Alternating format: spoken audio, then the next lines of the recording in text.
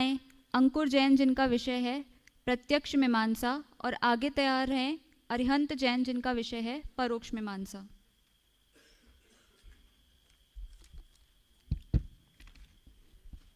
अकलंक वचोम्बोधे रुद्रध्रेयेन धीमता न्याय विद्यामृतम तस्मै नमो माणिक्य नंदिने। सर्वेभ्य विद्युद्गणेभ्य नमो नमः। इस गोष्ठी में मेरा विषय प्रत्यक्ष प्रमाण मीमांसा है। आपको सरलता से 5 मिनट में यह विषय पूर्ण रूप से समझ में आ जाएगा अगर आप ध्यानपूर्वक सुनेंगे। अन्य दर्शनों में चारवाक, जैन, बौद्ध, इन अवैदिक दर्शनों ने और न्याय, नैयायिक, वैशेषिक, मीमांसक, पौराणिक, इन वैदिक दर्शनों ने, इन सभी ने प्रत्यक्ष प्रमाण को माना है। उनमें चारवाक चक्षुर्ज्ञानम प्रमाणम और सांख्य इंद्रिय वृत्ति प्रमाणम और नैयायिक वैशेषिक सन्निकर्ष प्रमाणम। कहने का तात्पर्य है ये इंद्रिय और इंद्रिय से संबंधित ज्ञानों को प्रमाण, प्रत्यक्ष प्रमाण की संज्ञा देते हैं। परंतु इंद्रिय तो निर्जीव है या अजीब है, तो इससे अज्ञानमय होने से इससे ज्ञान कैसे होएगा, ये बात प्रस्तुत होती है। और जब ज्ञान नहीं होगा तो वो प्रमाण कैसे होंगे, और जब प्रमाण ही नहीं होंगे तो प्रत्यक्ष प्रमाण भी कैसे कहलाएंगे। कहने का तात्पर्य है इनके द्वारा मान्य प्रमाण प्रमाण ही नहीं है, प्रत्यक्ष तो दूर की बात है। अब बौद्ध मत कल्पनापूर्णम आभ्रांतम प्रत्यक्षम ऐसा कहता है। कल्पनापूर्ण अर्थात विकल्प ज्ञान से रहित और आभ्रांत ज्ञान को प्रत्यक्ष कहते हैं, निर्विकल्प ज्ञान को प्रत्यक्ष कहते हैं। निर्विकल्प ज्ञान संशय का विरोधी नहीं होता है, और जो संशय का विरोधी नहीं होता उससे निर्णय कैसे होगा, इसलिए और जिससे निर्णय नहीं होगा वो प्रमाण कैसे होगा, और जो प्रमाण नहीं होगा वो प्रत्यक्ष प्रमाण कैसे बनेगा।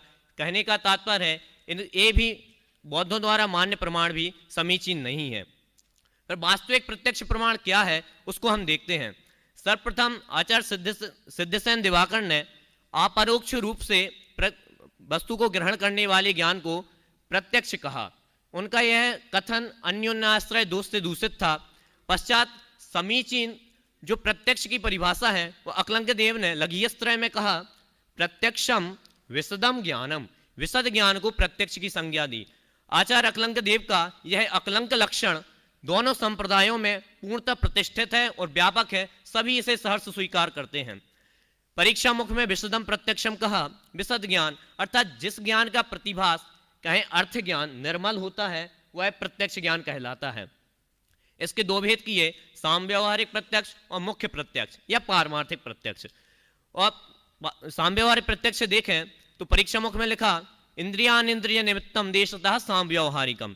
न्याय दीपिका में लिखा, देश तो विशदम सामव्यवहारिकम, अर्थात इंद्रियों और मन की सहायता से होने वाला जो ईसत या ईसत निर्मल ज्ञान है या देश एक देश निर्मल ज्ञान है वह सामव्यवहारिक प्रत्यक्ष है।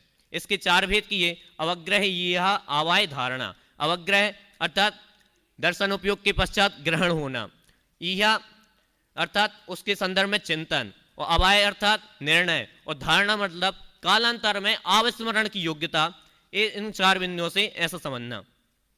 और इसके मति ज्ञान के जो 336 भेद हुए वे भी सब इसमें सामव्यवहारिक प्रत्यक्ष में गर्भित हो जाते हैं।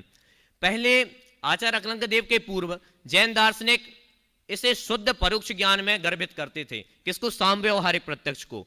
इससे अन्य दार्शनिक हम पर आक्षेप करते थे कि आप तो सामने स्थित, ये क्या है, हमने कहा कागज है, तो आप तो इसको परोक्ष मानते हो, सामने स्थित वस्तु को भी आप परोक्ष की संज्ञा देते हो, ऐसा भी हम पर आक्षेप करते थे।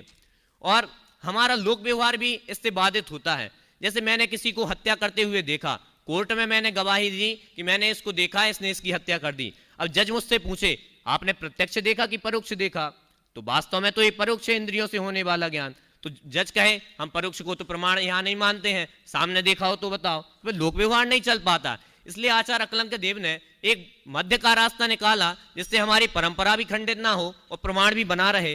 तो उन्होंने न्याय विनिश्चय में लिखा, केवलम लोक बुद्धयेव मते लक्षण संग्रह, मतलब लोक व्यवहार के लिए मात्र से सामव्यवहारिक प्रत्यक्ष मानना चाहिए। और वास्तव में तो ये मति ज्ञान का भेद होने से तत्वार्थ सूत्रकार ने आद्य परोक्षम कहकर इसे परोक्ष में ही लिया है, और वो वास्तविक कथन ऐसा जानना चाहिए। अब मुख्य प्रत्यक्ष अर्थात पूर्ण निर्मल ज्ञान को मुख्य प्रत्यक्ष कहा। इसके 2 भेद किए, विकल्प प्रत्यक्ष और सकल प्रत्यक्ष। विकल्प अर्थात अवधि ज्ञान और मना पर्याय ज्ञान।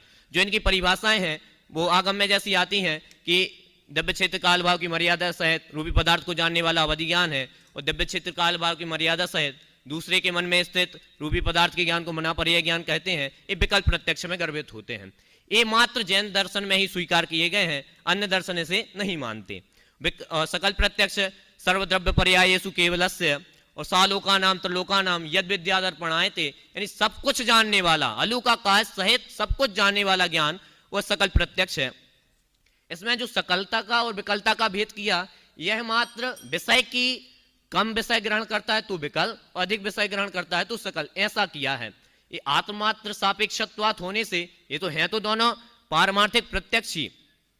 और इसमें यह भी विशेष जानना कि ये पूर्णता निर्मल होने से जिनका जितना इनका विषय है उतना तो ये पूर्ण निर्मल जानते ही हैं, इसलिए पारमार्थिक प्रत्यक्ष ही है।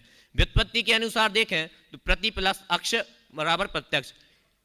व्याकरण में अक्ष का अर्थ इंद्रिय होता है, तो एक तरह से इंद्रियों से होने वाला ज्ञान प्रत्यक्ष हुआ, परंतु यहाँ वो अर्थ यौगिक अर्थ ग्रहण नहीं करना, क्योंकि जैसे गौ का अर्थ होता है जो गमन करे वो गाय कहलाती है, तो पर जब गाय चलेगी तभी गाय कहलाएगी, लेकिन वो बैठे हुए भी अपन गाय कहते हैं, तो यौगिक अर्थ वहां भी ग्रहण नहीं करते, इसलिए यहाँ अर्थ, लेकिन व्युत्पत्ति के अनुसार भी इसका अर्थ होता है अक्षम अक्षम प्रति प्रतिवर्तते इति प्रत्यक्षा, अक्षणोति व्यापनोति जानाति इति यक्ष आत्मा, यानी अक्ष का अर्थ एक आत्मा भी होता है, तो जो सीधे आत्मा से ज्ञान होता है उसे प्रत्यक्ष कहते हैं। इसलिए मुझे लगता है आप सभी को समझ में आ गया होगा कि आत्मा से होने वाला ज्ञान प्रत्यक्ष कहलाता है, और जो सकल प्रत्यक्ष है ऐसे केवल ज्ञान को हम प्राप्त करें, ऐसी मंगल भावना से अपनी बात को विराम लेता हूं। जय जय।